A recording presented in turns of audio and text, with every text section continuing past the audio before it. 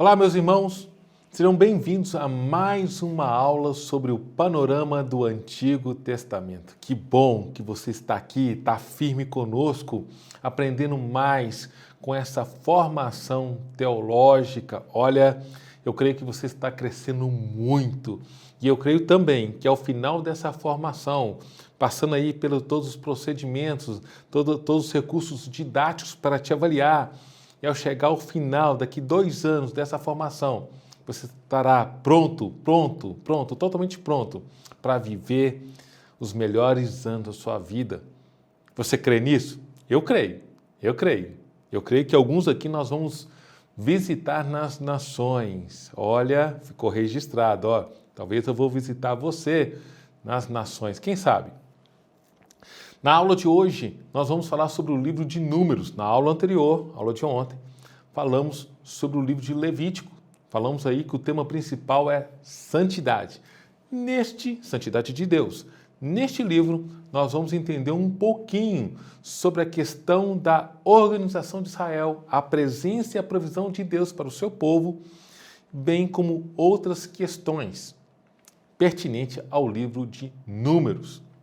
Russell Champlin, que eu já indiquei aqui, o pastor Walter já indicou essa bibliografia aqui, ele vai nos dizer que este livro de Números descreve os 40 anos das vagueações, exatamente, ele usa esse termo, vagueações de Israel pelo deserto. Champlin nos ensina que o livro de Números é o quarto da Bíblia e seu título provém da Vulgata Latina, que significa numeri, que por sua vez é uma tradução da Septuaginta, aritimoi.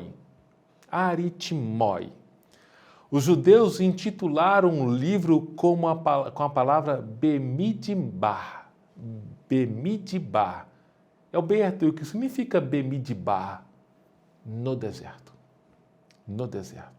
E talvez esse título em hebraico é o que talvez seja o mais apropriado, talvez o que faça mais sentido do que o nosso título em português.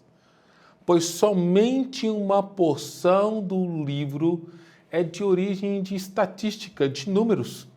No entanto, todo o livro ele vai trazer uma narrativa sobre a ação que ocorre no deserto. Ou seja, como diz Russell Champlin, das vagueações do povo de Israel no deserto. Vamos trabalhar nessa aula sobre seções, sobre partes do livro de Números.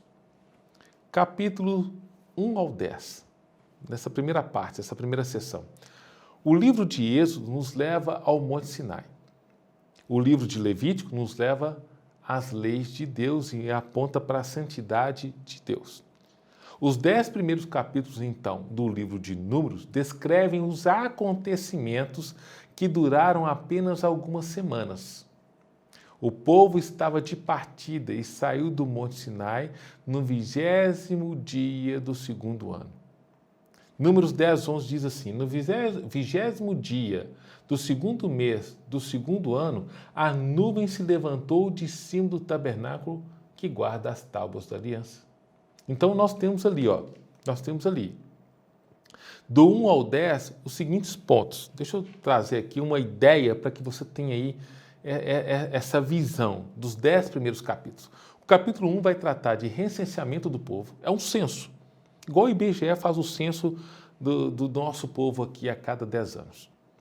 O capítulo 2 vai tratar da organização no acampamento. Olha, nós não temos tempo agora para falar do capítulo 2 de uma forma mais aprofundada, mas em geografia bíblica nós vamos tratar disso daqui a algum tempo, daqui a alguns meses, um ano que vem, gera expectativa. Nós vamos trazer informações interessantes sobre esse capítulo.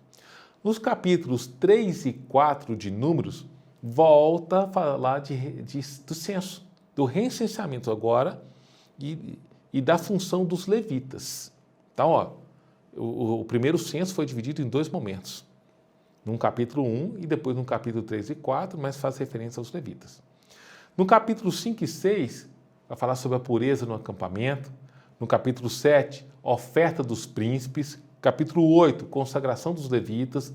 O 9, celebração da segunda Páscoa e a presença da nuvem. E o capítulo 10 fala sobre as trombetas, anunciando a partida.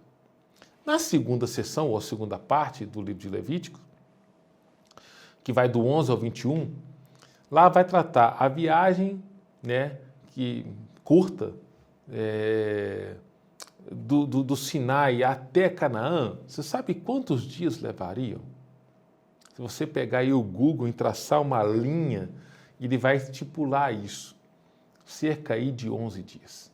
Cerca aí de 11 dias. Uma população aí com cerca de 3 milhões de pessoas. Como fosse uma Belo Horizonte. A cidade de Belo Horizonte, que é a capital do nosso estado, para quem está assistindo essa formação fora do país e não conhece o nome dessa cidade. Então, levaria cerca de 11 dias, do Sinai até Canaã. Você vai ver isso em Deuteronômio 1, no verso 2. E ao invés disso, o povo permaneceu cerca de 40 anos no deserto, né? Um deserto assim, bem agressivo. Eu creio que você não conhece um deserto, mas depois procure estudar um pouquinho sobre o deserto. As condições do deserto são bem áridas, né? E aí, entenda, um povo, né? Você tem ali Moisés com 3 milhões de pessoas no deserto. Que situação deveria ter sido? Que situação. Olha o que Deuteronômio 1 fala no verso 19. Depois, conforme o Senhor, o nosso Deus, nos tinha ordenado, partimos de Horebe, Sinai, e fomos para a serra dos amorreus, passando por todo aquele, olha, perceba, olha como descreve, todo aquele imenso e terrível deserto que vocês viram, e assim chegamos a Cádiz Barneia. Então, olha, lá no capítulo 11, do verso 1 ao 3, fala sobre a murmuração e a primeira etapa da viagem, logo após o Sinai. No capítulo 11, no verso 4 até o 45, fala sobre a murmuração contra o alimento. Capítulo 12, murmuração de Midian a respeito de Moisés. Capítulo 13 e 14, murmuração após o relatório dos 12 espias chegados de Canaã. Lá no capítulo 16 e 17, de novo, murmuração em Meribá pela falta de água. Lá no capítulo 21, o que vocês acham que aconteceu? Exatamente, murmuração em Ó. E aí, por causa das serpentes. Ah, meus irmãos, eu aprendi com o meu pastor no início da minha caminhada cristã e eu ouvi isso ele repetindo várias vezes. Você sabe o que ele dizia a respeito de murmuração? Deixa eu te ensinar então. Murmuração significa o seguinte: no lugar de Deus, eu faria diferente. É isso que significa murmuração. E aí eu te pergunto, vou fazer um parênteses aqui. Você tem murmurado diante das circunstâncias contra Deus? Você tem falado assim, se você murmura, assim, Deus, no seu lugar, essa situação não teria acontecido, eu faria diferente. Olha, deixa eu te dar uma orientação, não murmure. Em lugar de murmuração, adore, exalta o nome dele, creia que ele fará, Amém? Então vamos lá, fechou parênteses, vamos para a terceira sessão desse livro de Números, que vai do capítulo 22 ao 36. Passados 40 anos no deserto, estando próximo da entrada de Canaã, Israel já se encontrava diante do Jordão e Jericó. Então, ele estava ali da além do Jordão, estava num terreno que hoje, se a gente situar essa localidade de Israel de frente ao Jordão e Jericó, o povo de Israel estava no lado da Jordânia hoje. E Jericó do outro lado do rio Jordão, em Israel, na atual Israel. Quando Balaque, então vamos lá, deixa eu voltar aqui a minha fala. Passados 40 anos no deserto, estando próximo à entrada de Canaã, Israel já se encontrava diante do Jordão em Jericó, quando Balaque aparece para amaldiçoar o povo. Esse não pôde amaldiçoar o povo porque que o Senhor havia abençoado. Lá em Judas 11 faz uma referência. Então, ele recorreu a uma estratégia e ensinou as filhas de Midian a tentar e corromper, os filhos de Israel. Ele não pôde amaldiçoar, mas ele deu ali ensinou uma estratégia. Não, eu não posso praguejar, amaldiçoar, mas vocês vão corromper da seguinte forma. E aí ensinou as mulheres ir lá e corromper e seduzir os homens, os filhos de Israel.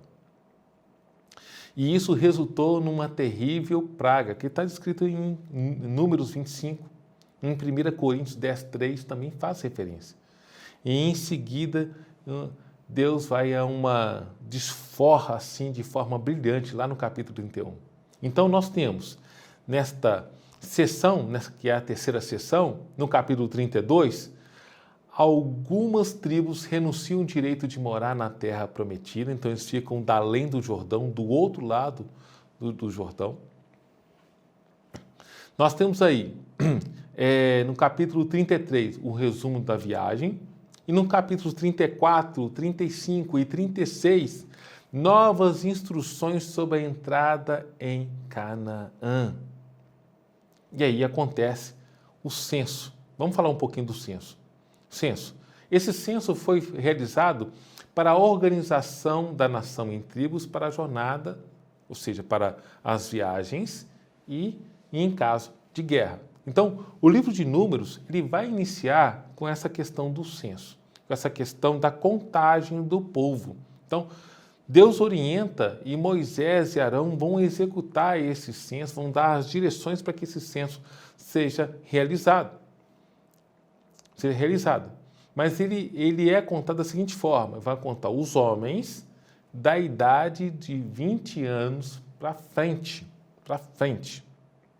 Não é contado aí mulheres, não é contado também os idosos, aqueles que não estão em condição de guerra.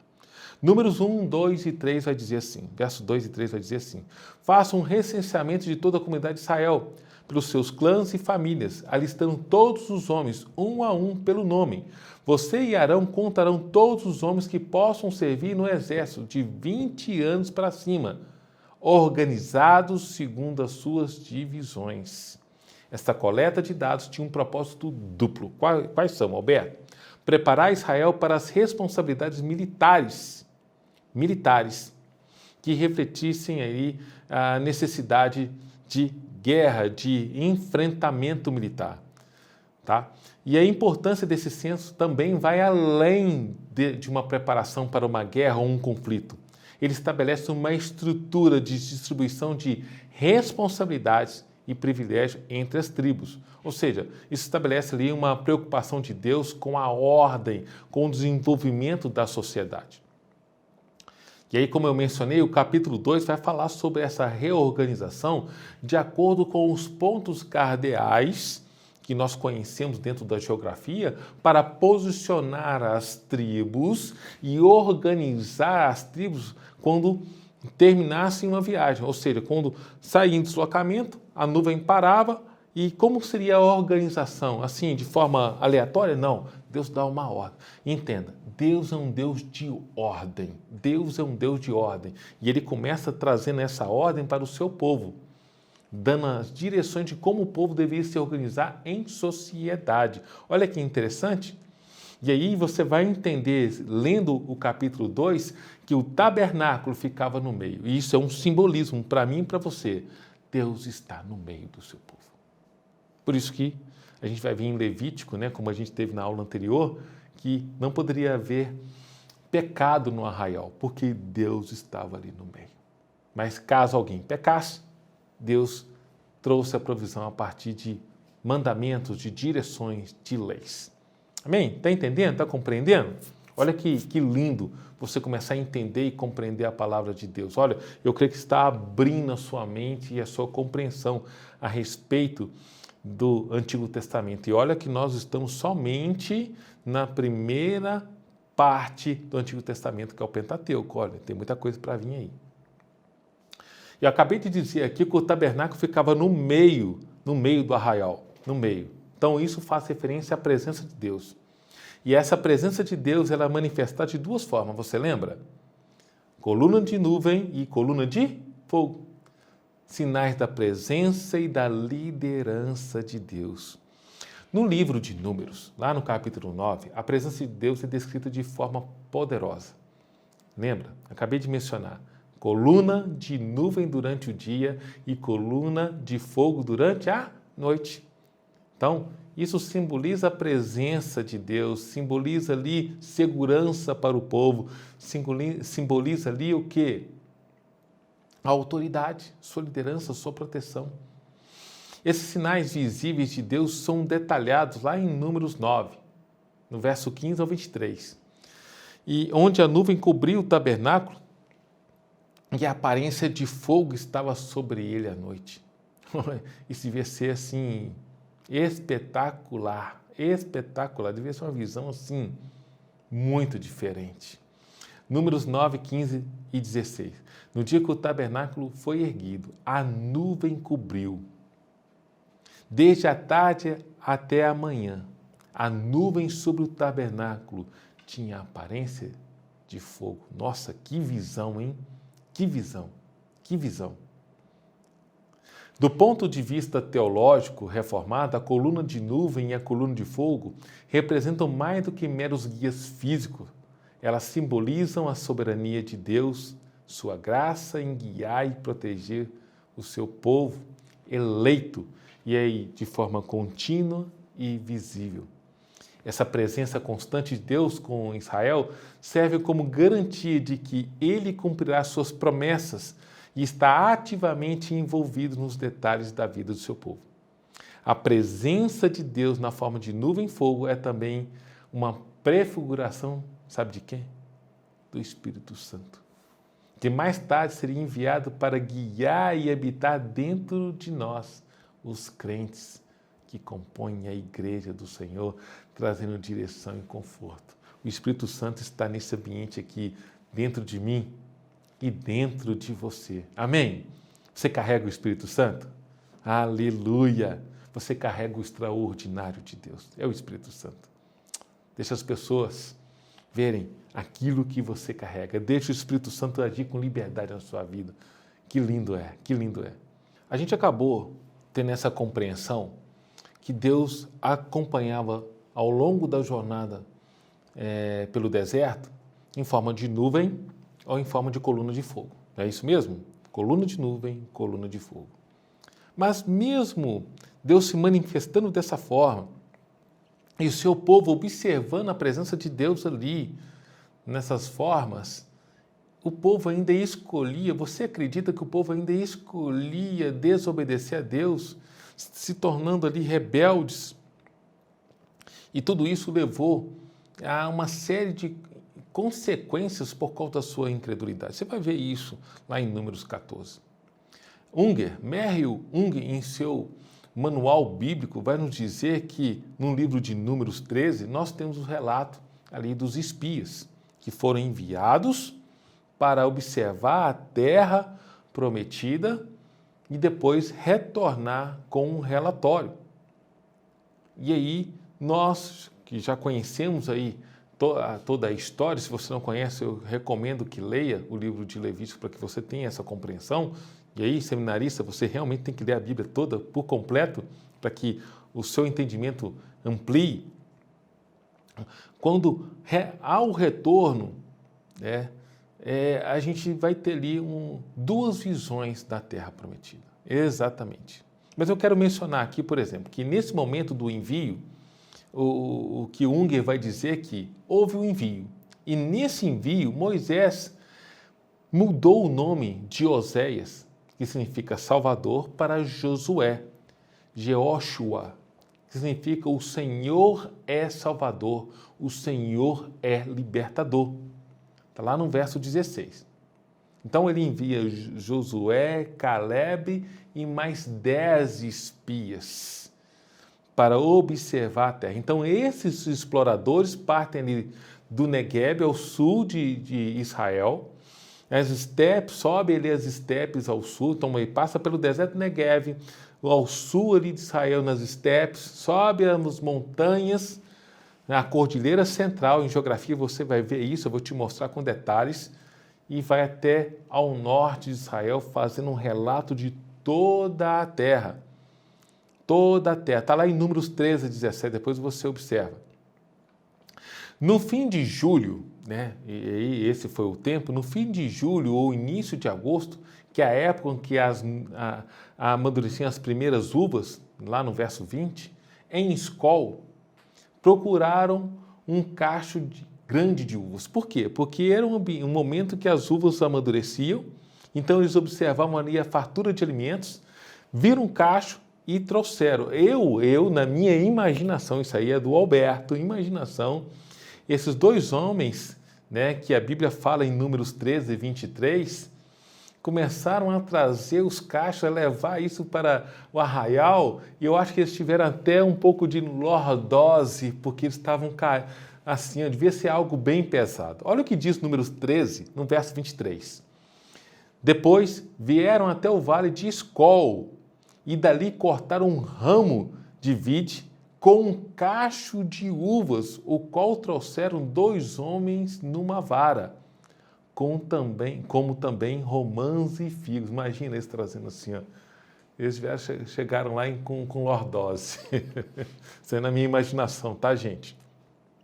A região de Hebrom é famosa pelas uvas até os dias de hoje, encontrando ali cachos de 6 a quase 10 quilos. Só que isso é dessa época bíblica. Imagina, cachos de uvas de 6 a 10 quilos. E eram carregados com varas para evitar que ficassem amassadas. Os espias chegam no arraial, vão fazer o relatório e aí acontece a descrença. Números 14, verso 11 diz assim: o Senhor disse a Moisés: até quando este povo me tratará com desprezo? Até quando se recusará a crer em mim, apesar de todos os sinais que realizei dentre eles? Números 13 e 14 nos mostra a narrativa dos 12 espias enviados para explorar a terra prometida. É um evento bem tenso que ilustra a incredulidade e a rebelião do povo contra Deus. Após explorar Canaã, 10 dos 12 espias retornam com um relatório desanimador, desencorajador, focando nos gigantes, nas circunstâncias, nas cidades fortificadas. E aí começou a inspirar medo nas pessoas, medo no meio do povo. Apesar disso, 2 espias, Josué e Calebe, tentam convencer o povo das promessas de Deus e da visibilidade da conquista. Olha que interessante. 2 espias, somente Josué e Calebe têm essa visão. E em Números 13, 30, aí imagina a gente ali observando isso, e aí Calebe se levanta. Então Calebe fez calar o povo perante Moisés e disse: eia, subamos e possuamos a terra, porque certamente prevaleceremos contra ela. Calebe foi firme em sua fé, mas a descrença geral sufocou o seu conselho. Esta resposta de incredulidade e em seguida o motim que começou a ser estabelecido contra Moisés e Arão refletem uma falha fundamental na fé do povo de Deus. Reflete. Eles realmente, apesar de ter visto tudo, inclusive a presença de Deus, eles amedrontaram. Aí eu quero te dizer, não tire os olhos de Deus, meus irmãos. Não tire os olhos de Deus. Mantenha os seus olhos fixos em Deus e crendo no seu poder. Os versos 2 a 4 de Números 14 nos mostra que todos os filhos de Israel murmuraram contra Moisés e Arão. Eles diziam, deixa eu ler para vocês, eu quero ler. Todos os filhos de Israel murmuraram contra Moisés e contra Arão, e toda a congregação lhes disse: tomara tivesse morrido na terra do Egito, ou mesmo nesse deserto. E por que nos traz o Senhor a essa terra? Para cairmos à espada e para que as nossas mulheres e as nossas crianças sejam por presa? Não seria melhor voltarmos para o Egito? Diziam uns aos outros. Levantemos um capitão e voltemos para o Egito. Olha aí, o povo se rebelando contra Deus. Então a exortação de Josué e Calebe enfureceu o povo até que eles queriam até matá-los. Você vai ver isso em Números 14, no verso 10.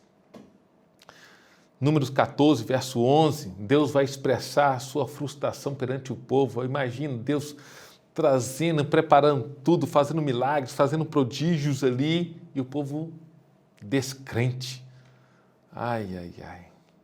Não seja descrente naquilo que o Deus está fazendo. Não seja, não seja, não seja. E aí, depois dessa narrativa, nós temos ainda a questão da serpente de bronze. E a serpente de bronze, ela é um símbolo da salvação futura em Cristo. E esse é o último tópico. Eu vou encerrar essa aula falando sobre isso, sobre a serpente de bronze. Números 21, verso 8 ao 9, diz assim: faça uma serpente e a coloque-a num poste. Quem for picado e olhar para ela, viverá. Moisés fez uma serpente de bronze e a colocou num poste. Esse episódio da serpente de bronze, em Números 21, do 8 ao 9, é um exemplo do uso de tipos de sombras no Antigo Testamento para apontar para a redenção em Jesus Cristo. Ou seja, mais um evento da sombra, daquilo que a gente encontra no Novo Testamento. Quando os israelitas foram afligidos por serpentes venenosas ali no deserto, como punição por causa da sua murmuração contra Deus e Moisés, Deus providenciou um meio de salvação, uma serpente de bronze fixada num poste. Deus instruiu Moisés a fazer uma serpente e prometeu que todo aquele que fosse mordido e olhasse para ela viveria. Este ato de olhar para a serpente de bronze tornou-se um ato de fé na palavra e na promessa de Deus para a cura. Esse incidente não é apenas uma demonstração da justiça e da misericórdia de Deus, mas também um símbolo profético que aponta para Jesus, que aponta para o seu sacrifício na cruz, que aponta para a sua salvação. Champlin vai nos ensinar que a serpente é um símbolo de pecado já julgado. O bronze alude ao julgamento divino, como se dava com o altar de bronze, que a gente vê lá em Êxodo 27, 2. Mas também de auto-julgamento, como é o caso da bacia de bronze. A serpente de bronze é um tipo de Cristo, que se fez pecado por nós. Você vai ver isso em João 3, 14, 15 e 2 Coríntios 5, 21. Pois ele levou sobre si o nosso julgamento. E esse simbolismo, ele confirma no Novo Testamento em Jesus. João 3, 14 e 15 diz: assim como Moisés levantou a serpente no deserto, assim também deve ser levantado o Filho do Homem, para que todo aquele que nele crer tenha vida eterna. Tenha vida eterna. Esse tipo de interpretação ressalta para mim e para você a continuidade do plano de salvação do Senhor Deus através da Bíblia.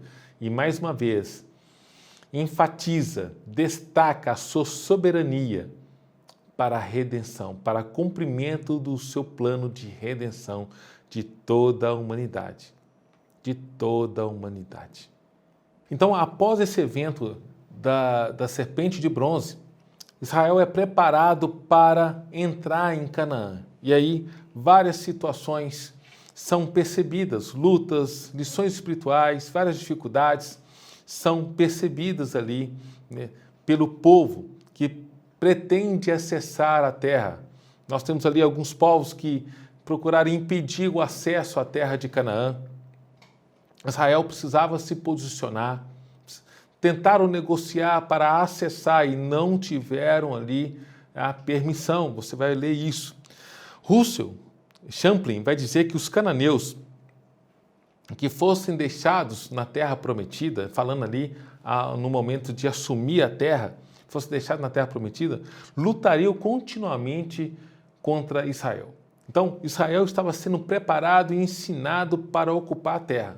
Vai chegar o momento de ocupar. Israel vai passar e vai chegar. Vai dar volta, vai chegar da além do Jordão, de frente ao Jordão e Canaã, vai atravessar, o Rio Jordão vai parar as águas, vai ter abertura, o povo vai passar, eles vão dominar aquela terra, mas ele fala, se permitir, vai ter consequências.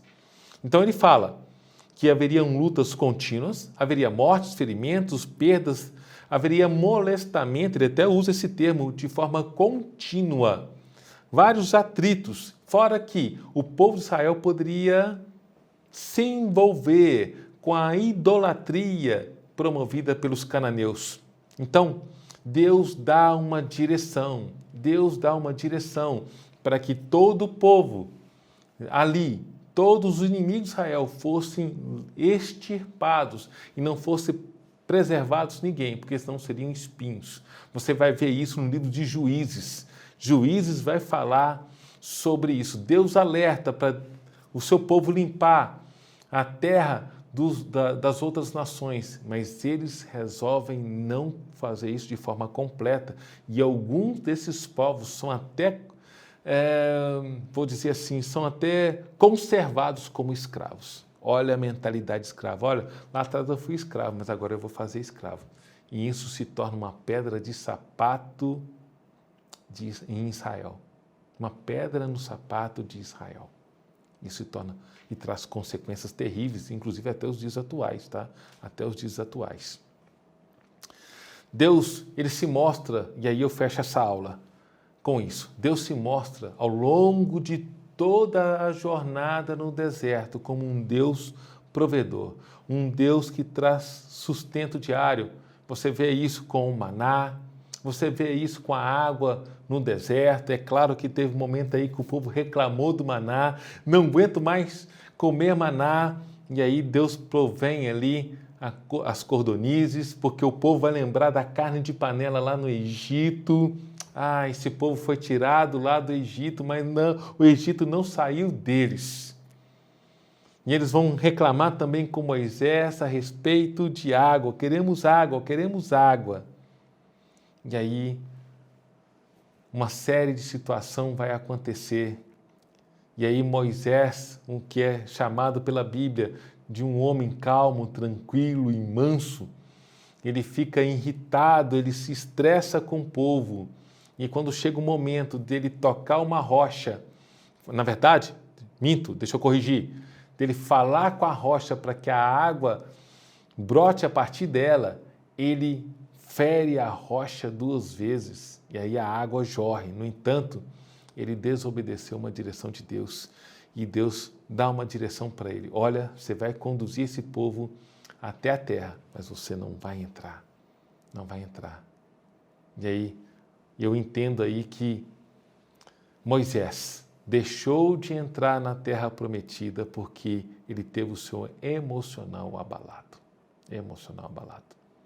E aí eu quero fechar essa aula dizendo para você, não deixe as circunstâncias abalar o seu emocional.